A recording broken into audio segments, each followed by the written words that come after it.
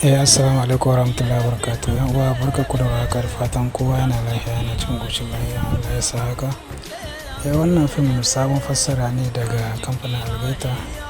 Sunan shi Gobe da Nisa. So fim ne wanda a halin yanzu yana a kasuwa.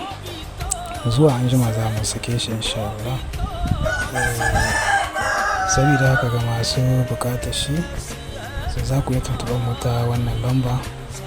Lalle yau Lahadi za a sake shi zuwa anjima insha Allah. Idan kuka tuntuɓe mu ta wannan lamba, sai ku samu ku biya kuɗaɗen ku, sai a tura muku shi wanda duka yake buƙata a ko ina kake a cikin faɗin duniya. Baya da bayan haka kuma kada amince da yi mani sharing da liking. Mun gode da kasancewa da mu a koda wani lokaci.